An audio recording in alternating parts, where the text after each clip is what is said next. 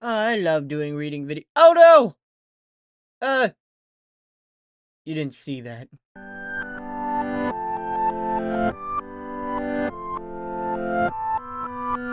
Hello everyone, my name's Stonsey Boy and welcome back to Reading with Stonsey. Today we are reading pages, what pages are we reading? 161 to 180 of The Butterfly Garden. Yeah, we're, I think halfway done with this book. No, not even close. The last episode is 276. So we would be halfway there next episode. Which is not reassuring. Huh. Wait, no, that doesn't make sense. If there's only 13 episodes and I'm on episode 8, how is there?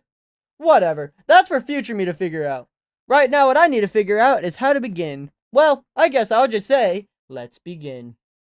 Still awake, Maya? Came the gardener's light voice from the doorway. Are you feeling well? Desmond looked up, his face pale and stricken. He didn't stand or say anything and announce his presence, sitting on the floor against the cabinets. He wouldn't have been unless the gardener came all the way into the counter and looked straight down. The gardener never came into the kitchen himself.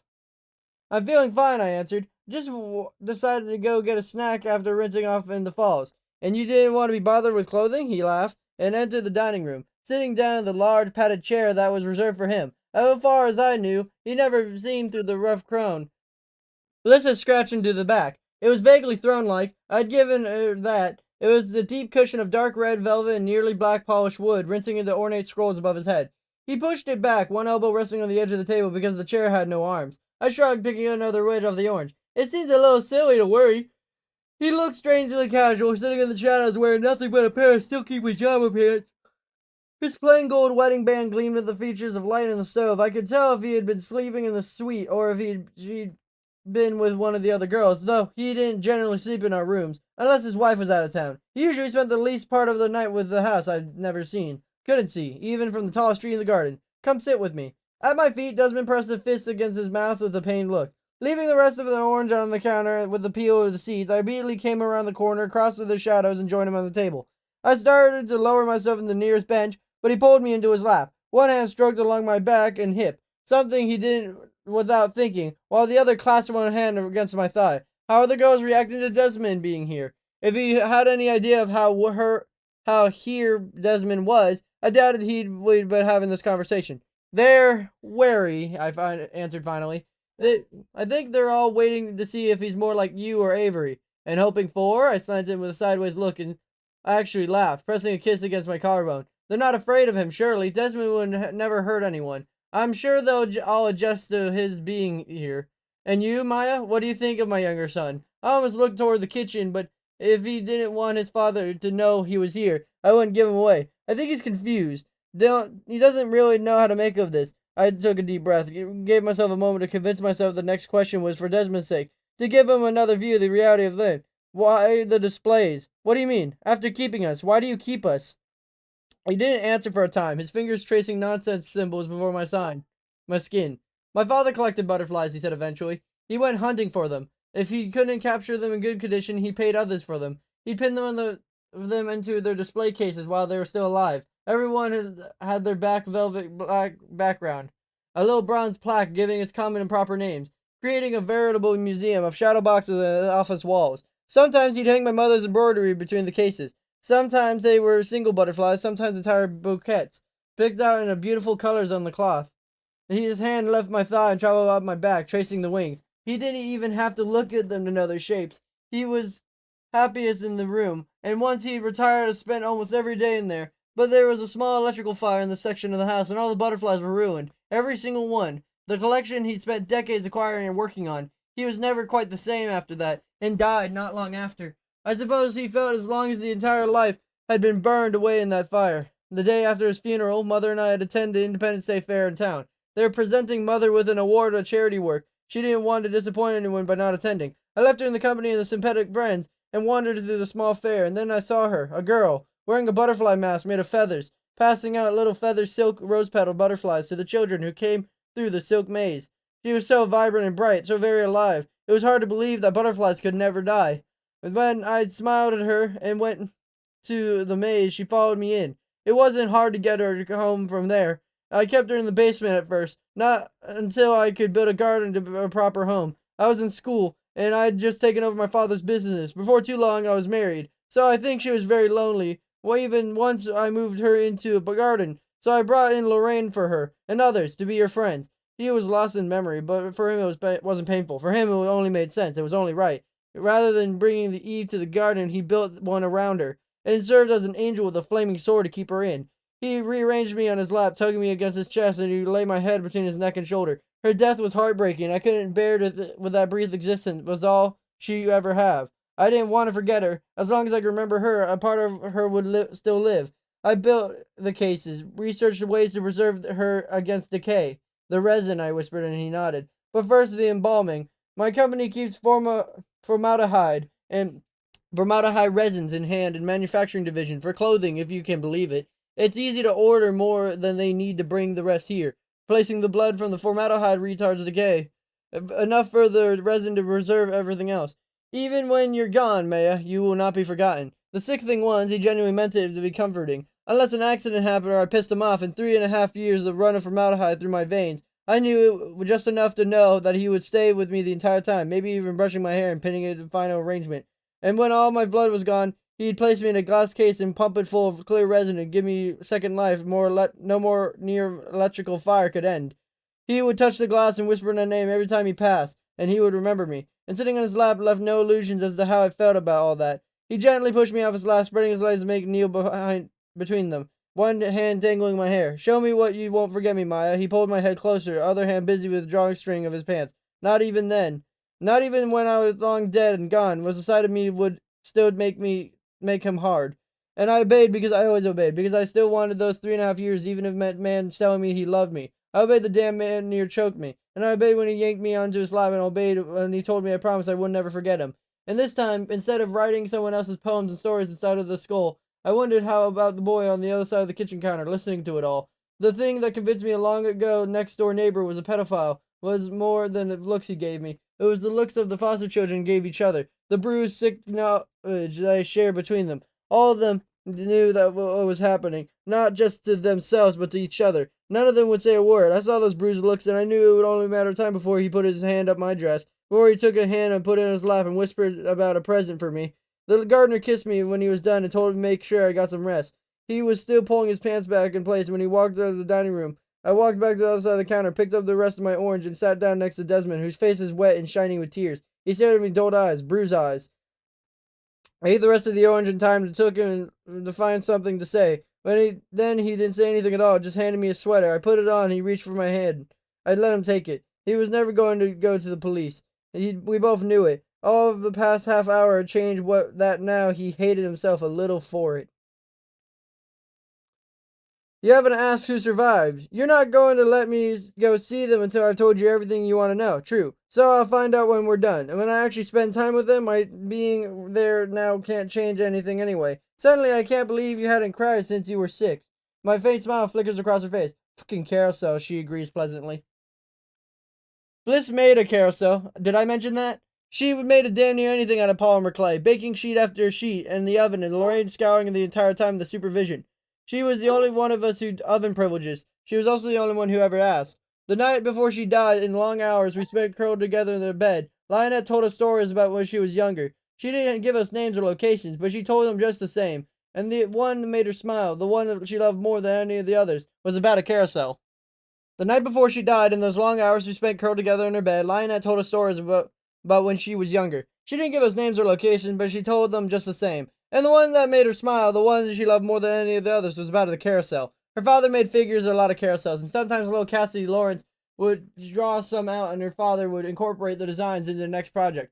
Let her choose the colors for the expression on the face. Once her father let her go with him to deliver the horses and sleighs in a traveling carnival. They placed the figures all around the disc, and she sat on the rail and watched as they ran and wiring through the golden poles. So the horses moved up and down. When everything was done, she ran around and around the carousel, petting the horses and whispering their names in their ears so they wouldn't forget. She knew every single one, and she loved them all. The gardener's traits don't exist in isolation, just in extremes. But the horses weren't hers, and when it came time to go home, she had to leave them all behind. Probably did never see them again. She couldn't cry because she promised her father she wouldn't. Promised she wouldn't make a scene when they had to go. That was when she made her first origami horse. On a cab on a truck on the way home. She made her first 24 origami horses, using notebook paper and fast food receipts and practice until she could make them well. And when she got home, she graduated to using computer paper. She made horse after horse after horse and colored them all to match the ones she left behind, whispering their names as she did. And when she was done, she carefully painted thin towels and stuck them in the middles in a little bit of glue. She drew out the colored patterns on the floor and the paintings of a sloped ceiling. Even pictures framed the elaborate circular cues that were right along the base of the tent top. Her mother helped her put them all together. Her father even helped make a crank for the base, so the whole thing would slowly spin. Her parents were so proud of her. The morning of the day she was kidnapped, and when she left the house for school, the carousel was sitting in the pride and place of the mantel. After Lionette died, I had the nameless new girl to keep me occupied. Bliss on her polymer clay. She didn't show anyone what she was working on, and none of us asked, letting her work through the grief in her own way. She was usually focused on this project. Honestly, it was as long as it was an illustrious copper figurine, I wasn't too worried. She'd done that for a few of the other dead girls, and somehow I found those 2-inch tall butterflies more macabre and disturbing than the girls in the glass. But when the new girl's infection reached a critical point, her tattoo was never going to heal properly. Even when the infection didn't kill her, the wings were purposely flawed. And that was something the gardener couldn't accept, even when beauty was why she chose us. The doors had become dark hours of the earliest morning, like they would have for a normal tattoo session. But when they came up, she wasn't in a tattoo room in her bed. She would never appear to display cases. There was no goodbye. There was just nothing. There's literally nothing left of her. Not even a name. Bliss was in my room, and I came back from looking, sitting cross-legged on my bed in wrapped skirt draped over the bundle in her lap. Dark shadows bruised the pale skin under her eyes, and I wondered how much she slept since Lionette had said goodbye to us. I sank down in her bed, and one leg curled under my body, and leaned my head against the wall. Is she dead? If not, she soon will be, I sighed. And when you sit in through another girl's arrival and tattoos, probably. Why? I wondered that myself for the past week or so, because Lionette thought it was important. She pulled the fabric away from her lap, and there was the carousel. Lionette had made another origami carousel when she came to the garden. It had been sitting on the shelf above Bliss's bed but since her death. She reproduced all the patterns and designs and colors, and so had Bliss in her own medium. The golden pose even had spiral ridges. I reached out and nudged the red pendant top, and the whole thing spun just a little. I had to make it, she whispered, but I can't keep it. Bliss broke into furious, heartbroken sobs on my bed. She didn't know about my carousel. She didn't know I had to sit back in black-red painted horse. I finally understood what my parents didn't love me, or at least didn't love me nearly enough. The day I finally understood and accepted that I wasn't wanted. I lifted it gently out of her lap and nudged her knee with my toe. Shower? She hiccuped and slid off the bed to obey. And while she washed away 2 weeks of grief and rage, I studied the horses to see if any of them matched the one I'd splashed with the last of my tears 10 years before. And the answer was almost. The horse had silver chasings instead of gold, instead of red ribbons tied into a black mane. But otherwise, they were very, very, very close. I shipped down to my knees and placed it on a shelf next to Simba, next to the origami lingerie and other polymer figures, next to the rocks Evita had painted in the poem. Danielle had written all the other things I somehow managed to accumulate after 6 months in the garden. I wonder if they would have Bliss make a tiny girl with dark hair and golden tin skin and sit on the black and red horse and spin and spin and spin and spin on a carousel and watch all the rest of the world walk away from her. But if I'd asked, she would have asked why, and that little girl didn't need sympathy so much as she needed to finally be forgotten. Bliss came out of the shower, body and hair wrapped in violet rose towels, finally slept curled against me like one of Sophia's girls. I slept one arm behind my head and stayed against the wall, and every now and then I reached out and gave the carousel a little nudge, so I could watch the black and red horse glide just a little farther away. He wishes he could let her have that distraction, let the conversation derail. He let her avoid the train wreck he has put her through. But Victor sits forward in his chair, clears his throat, and when she turns her miserable eyes on him, he nods slowly. She sighs and folds her hands on her lap. For the next week, Desmond stayed out of the garden completely. He didn't use his codes, he didn't come in with his father, he just stayed away. Bliss was the one to ask the gardener about it, in her usual appallingly blunt fashion, and he laughed and said not to worry, his son is just focusing on his upcoming finals. I was okay with that. Whether he was hiding, staying away, or just thinking through things, I didn't mind the absence of another male to entertain. I appreciated the space to think. Avery was back in the garden after all, which meant constant subtle interference that had been played to protect the more fragile girls from interest. Running it all the way to Simon's bedside just made it more difficult. He She noticeably lost weight in the past week and a half, unable to keep anything down longer than half an hour or so. During the days I stayed with her and during the nights when Danielle came to relieve me, I went into the garden and slept out in the sunrock, but where I could pretend the walls weren't closing in and time was running out. I liked Simone. She was very funny and weary, and never buying into the bullshit that was making the best of it anyway. I helped her get back into bed from another toilet drive. She clutched my hand. I'm gonna have to take a test, aren't I? Bliss said Lorraine and stayed for breakfast asking questions. Yes, I answered slowly. I think you will. I'll come up positive, won't it? I think so. She closed her eyes and one hand pulling away the sweat-damp hair from her forehead. Should have realized sooner. I saw both my mama and my old sister go through pregnancies. They're sick for 2 months solid. Want to pee on a stick? Want me to pee on a stick for you? What the hell is wrong with us? That is a declaration of love and friendship. She shook her head slowly. I don't want us both dead, which we both know would be the result. We sat in silence for a while, just because some things just don't have an answer. Can you do me a favor? She asked eventually. What do you need? If we have a book in the library, can you read it to me? When she told me that's what she wanted, I almost laughed. Almost. Not because it was funny, but because I was relieved that it was one thing I could do for her. I retrieved it from the library, set it on a page in the bed, and sat into mine, and opened the book at proper page so I could start to read. Most terribly cold it was. It snowed and nearly quite dark in evening, the last evening of the year. In this cold and darkness he went along the street, the poor little girl, bare-handed and with naked feet. What book is that? Part of a book, girl corrects. It's The Little Match Girl by Hans Christian Andersen. Victor can almost remember it. Something of the ballet his daughter Brittany did when she was younger. And almost lost memories. The Nutcracker and the Steadfast Tin Soldier. It was a kind story that makes more sense in the garden than in the real world. I went on to the other stores, just that one, but I fell silent when Lorraine walked in, just a tray of 2 lunches on it, sitting between the pregnancy test kit. I don't have to be here when you take it, she said. No shit.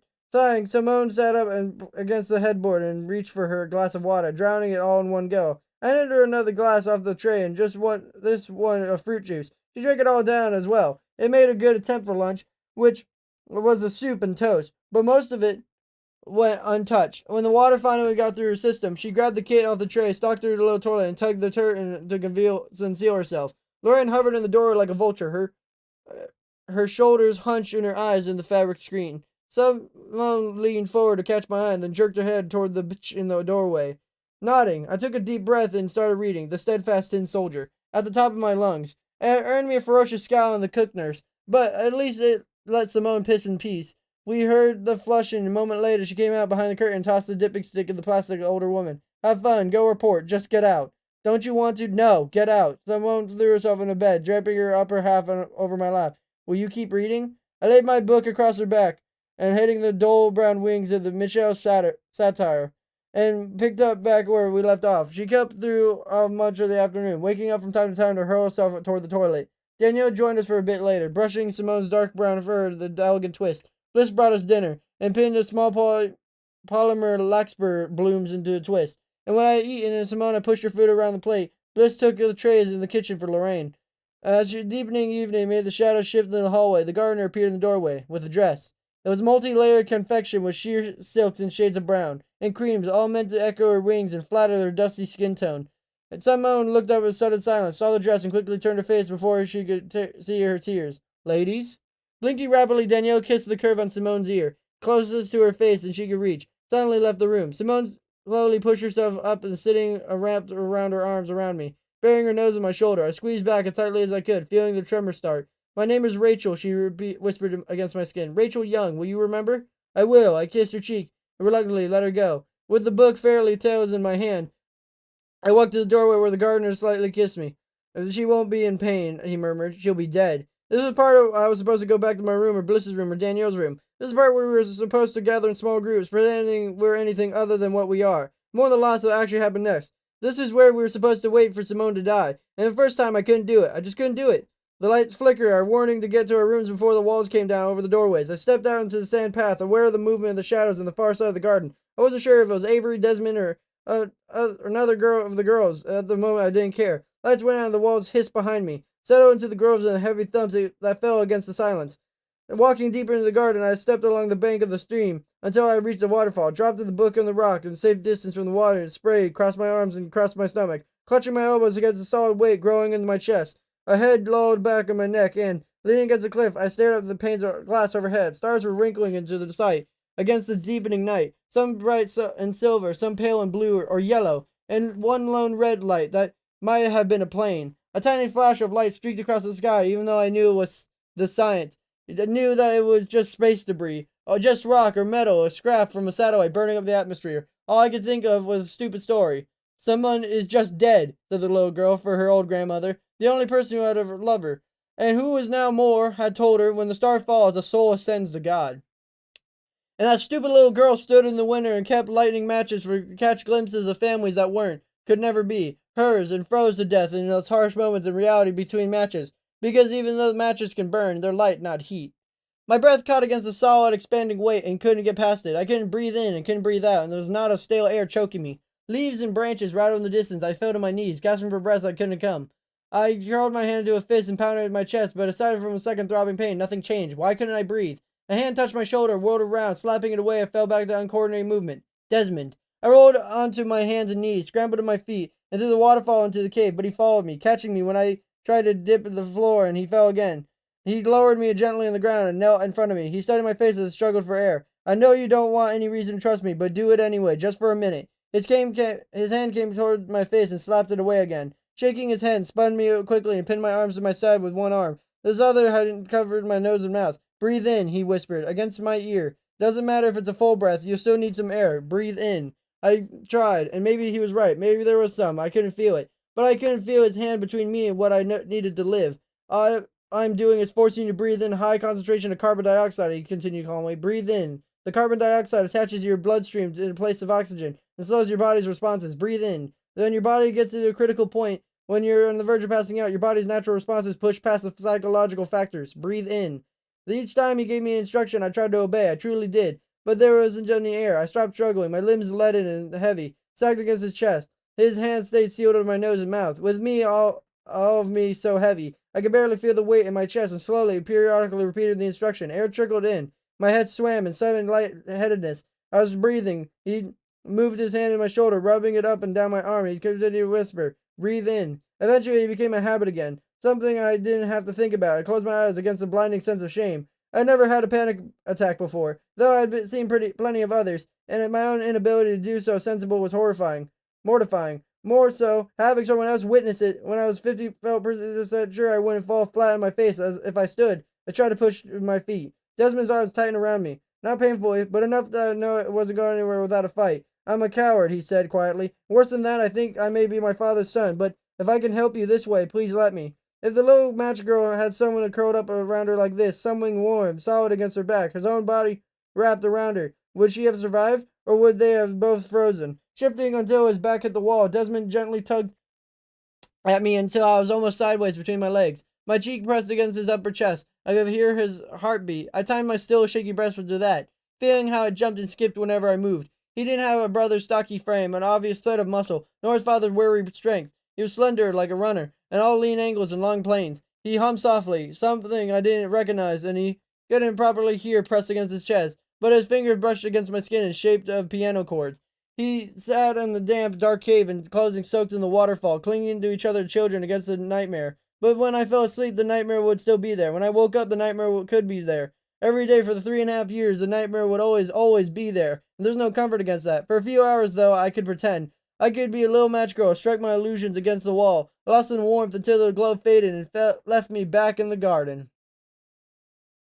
They weren't fellow captives, were they? Victor asked, and giving her a moment to collect herself. They were your friends? Some of them were friends. All of them are family. I guess that's what just happens. Sometimes it's hard to make yourself get to know other people. It would just hurt more than they died. Hurt them when you died. Sometimes it was hard to believe it was worth the pain. At the heart of the garden, though, was loneliness, an ever-present threat of shattering, and connecting the others seemed to be safer of the two evils. Not the lesser, necessarily, but the safer. So I knew that Nazaria would be even more worried about forgetting than Bliss. She was an artist, and she filled sketchbook after sketchbook with her family and friends. She drew outfits she loved in her home and school. She left a little wing set in the city park where she had gotten her first kiss. She drew them over and over. I panicked of details and changed out or got fuzzy. There was Zara, the bitch, and when Bliss names you that, you know you're an unholy terror. Bliss was generally scathing and intolerant of bullshit. Zara's default setting was mean. And I appreciated that she didn't buy into the illusion, but she made things hell for those who needed to cling to it. Like Nazaria, who believed as long as she didn't forget anything from there, she'd see it all again. Not a week went by that I didn't break up a fight between them, usually by dragging Zarya to the stream and shoving her in until she cooled off. But she wasn't a friend. She did quiet moments. I liked her. She loved books like I did. Glennie's ran and ran and ran, endless laps around the halls, until the gardener ordered Lorraine to give her twice as much food as the rest of us. Lorena was one of the few of the MP3 player and speaker, and she danced for hours. Ballet, hip-hop, waltz, tap without shoes. All the classes she must have taken up for the years. If you didn't walk by her, she'd grab your arm, pull you in, and dance with her. Haley loved doing everyone's hair. We could make the most fantastic arrangements, and Pia wanted to make sure you know how everything worked. And Marinka did gorgeous cross-stitch. She even did a tiny pair of super sharp embroidery scissors that Gardner required her to wear on a ribbon around her neck so no one could use them to hurt themselves. Adora wrote stories, and Elena painted, and sometimes Adria would ask Eleni or Nazaria to illustrate scenes for her. And there was Servette. Servette. She was hard to know.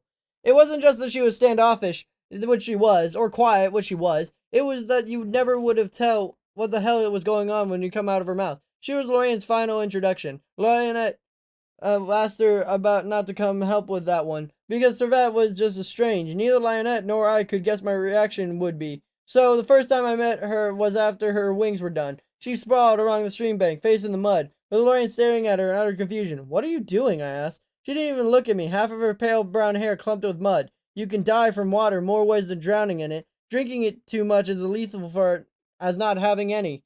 I glanced over perplexed Lionette. Is she actually suicidal? I don't think so. She wasn't most of the time. She learned that was just Savat. She identified flowers she could theoretically eat to kill herself, but ate none herself. She knew 1,000 different ways a person could die, and had a fascination for the girls in the class that none of us wanted to understand. She visited them with almost as much as the gardener did. Savat was a queer duck, and honestly didn't spend much time with her. She didn't even seem to notice, much less mind. But now, most of us knew each other, even though we chose not to share our lives with the garden. There was an intimacy in our company, or better for worse, almost always worse. We were butterflies, in irrevocable common ground. And you mourned each other? It isn't a question. Our mouth tilts. It wasn't a smile, it wasn't a grimace, just an acknowledgement, the kind of expression that would be there, always. You never had to wait for someone to show up in the glass. You mourned them every single day as they mourned you, because every day we were dying. Did Desmond get close to any of the other girls? Yes and no. In time, it was... She hesitates, eyes darting several times between Victor and her damaged hands, before sighing and clasping her hands at her lap, out of sight under the table. Well, you have to know, it's complicated. He nods. What did his father think? The day after Father Simone went to the glass, not that she saw her with the walls still down, the gardener brought me back to the suite for a fancy private dinner. So far, as I could tell about specifically asking, I was the only one he brought in there. I suppose it would have been right flattering if I only found it unsettling. The conversation stayed light. He didn't Simone at all. I didn't bring her up because I didn't want to know the worst of it. The only mystery this place had left was how he killed us. When dessert was finished, he told me to take a seat at the fresh glass of champagne and relax while we cleaned up. I chose a recliner rather than a couch, popping the footrest up and arranging my long skirt to cover between my feet. I could have presented at an award show in that dress, and I wondered just how much money he sank into the garden and our upkeep. He had something classical playing in the old-fashioned record player, so I closed my eyes and rested my head back against the deep padding. The thick carpeting in the suite muffled his footsteps, but I could still hear him return. He stood over me for a time, just watching. Knew he liked to watch us sleep sometimes, but it was somehow creepier when I was awake. Did Desmond upset you the other night? My eyes snapped open, and when he seemed to take his cue to perch on my arm of the chair. Upset me? I was looking over the footage and saw you pushing him away. He followed you in the cave where there was no cameras in there. Did he upset or hurt you? No. Maya. I managed a small style for a sake of my own. I wasn't sure. I was upset, yes, but before Desmond arrived, I had a panic attack. I never had one before, and I didn't know what to do, and I misconstructed a rival at first. He helped me through it. A panic attack? If after a year and a half of my strongest reaction, I didn't think it's particularly alarming, do you? He returned a smile, warm and sincere. And he helped you? Yes, and stayed with me until I was calm. He stayed with me through the night, even when he heard two isolated doors open, when he heard his father walk in the hallways with sobbing Simone. Sometimes he felt a final before killing a girl. Better than a room than those secret rooms, I guess. Dad stayed with me before the morning, when all the other doors lifted and the other girls filtered into the garden and clinging others against the painful loss. So you had to understand. Because he didn't know she was and would soon be dead. Did he think she was being kicked out or taken for an abortion? My younger son can be hard to know. Meaning you can't read his reaction to us? He laughed and nodded, lying next to me in a chair. One arm came across my shoulders, arranging my head against his chest. And for a moment he could have been any two people cuddling together for a movie. Oh, love. It's a, weird thing. Cuddling and such. Also, today of posting this is my birthday. Sorry, I was just checking through the recording of like, oh, I wonder what day this is going to be posted. Because the last episode was posted on the 12th. Today's posted on the 14th. Today's my birthday. Woo! What a lovely way to end that book. It's also lovely to know that today we read pages 161 to 180. Oh, is everyone hoping that we're going to read Abnormal now? Just kidding. Pages 181 to 1, 2, 3, 4. I don't know how to count. 200. So, yeah.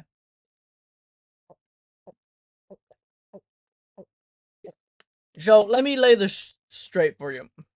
Okay? So, technically, we have 5 more episodes left.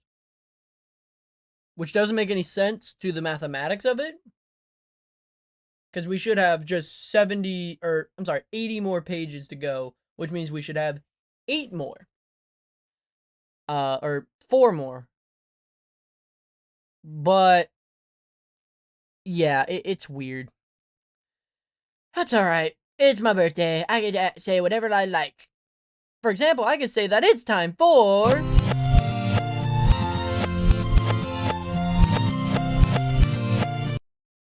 Reading Corner of the Day. Doing it up Stonsey's way, Bop. Today we are learning about the Kuvasz. The Kuvasz! Oh, I wonder if this one is German.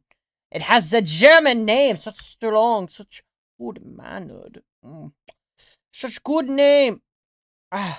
But does it actually have the German exhibition? It's hard to know. But before I can make fun of or assume anything of anything, I should learn of its history. Not only does it make me look smarter in front of my mom, my dad, my sister, my brother, or my birthday cake that should be in the other room right now and totally not scheduled of a video on the 10th, but it also makes me more intelligent. Now, intelligence doesn't necessarily lie in knowing things. It also lies in knowing things and sharing them with others. That's why some of the smartest people you ever meet are teachers and doctors. Though there are some dumb teachers and there's definitely some dumb doctors. So, without any more hiccups, the history of the Kuvasz is that although considered the Hungarian breed... Oh god, I have hiccups. Oh no. Hungarian breed, the Kuvasz probably descends from giant dogs in Tibet. It came from Hungary from Tibet by the way of Turkey, nor is the name of Hungarian, but probably a corruption of the Turkish Kuvasz, meaning armed guard of the nobility. At one time, only those nobility of favor of the royal family were allowed to keep one, and this very old breed of the latter 15th century, the Kuvasz is held in highest esteem. Breedings are carefully planned and recorded, and the dogs of the fixture were most large Hungarian estates. They served as both guard and hunting dogs, capable of defending the estate against murderers, and of pulling down large game, such as bear and wolf. King Matthias I was a special patron of the breed, keeping a large kennel and doing such to improve the quality of the breed. In the succeeding centuries, the Kuvasz gradually came in the hands of commoners, who found them to be capable of livestock dogs. During this period, the name of the corrupted and be present spelling was ironically translated as mongrel. Incidentally, the plural form of Kuvasz is Kuvaszok, and the breed seriously declined as a result of the 2 world wars. But German stock informed the basis for the breed to continue through the hard times. Some dogs also seem imported to America in the 1930s. The American Kennel Company, or AKC, recognized the Kuvasz in 1935. So, I want this dog. I feel like I can be accounted to royalty. So, what's the upkeep? How do I keep this dog up in good shape? Well, what's the upkeep? Or, what's the temperament? Why am I saying upkeep? That's not yet. What's the temperament? How do I keep this dog in check? Well, the temperament of the Kuvasz is that despite its sweet looks, the Kuvasz is a tough protector, fearlessly defending its family homes, gentle and with protected of the children, and its own family may misinterpret a child's rough and tumble games with other children as attacks on its child. It is reserved with strangers, may be aggressive towards strange dogs. However, it tends to be very gentle with other pets and livestock. It is devoted and loyal, but not very demonstrative. Some can be domineering. Wow. So, protects your kids, maybe a little too well. So, what's the upkeep? How do I keep this protector of kids up in my alley and good with me? Well, the upkeep of the Kuvasz is that the Kuvasz needs daily exercise and enjoys a long walk or good run in a safe area. It especially enjoys cold weather and can live outdoors in temperate to cool climates. It does best when allowed to access both house and yard. Its coat needs brushing 1 or 2 times weekly before heavy shedding periods. And that's it. Now, if you are a child, please cover your ears. If you are an adult or a teenager who owns or wants to own a Kuvasz, we're going to be talking about the health. This will be the major concerns, minor concerns, what they're occasionally seen with, their suggested tips when you take them to the doctors, and their lifespan. Major concerns are CHD and OCD. Minor concerns are hypothyroidism. They're occasionally seen with pentostasis and HOD. Their suggested tests are for the hip, elbow, and thyroid, as these are the weakest. And their lifespan is 9 to 12 years. What a very strange area that is. 9 to 12.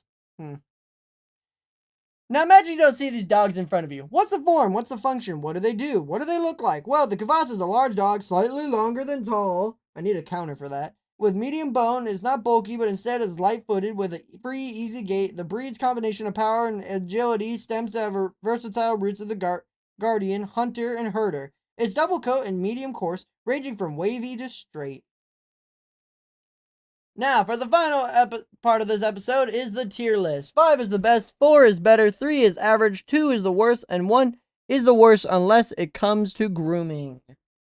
Now, the energy level and playfulness is out of 3, so average. Exercise requirements out of 4, so higher than normal. Affection level and friendliness towards dogs and strangers is out of 1, so pretty low. Friendliness towards other pets is out of 4, so you know how it is. Ease of training is out of 1. Watchdog ability, protection ability is out of 5. Grooming requirements out of 3, which is not good. Cold tolerance out of 4, with the trait of heat tolerance being out of 2. The weight of a healthy male Kuvasz should be 100 to 115 pounds. A female is 70 to 90 pounds.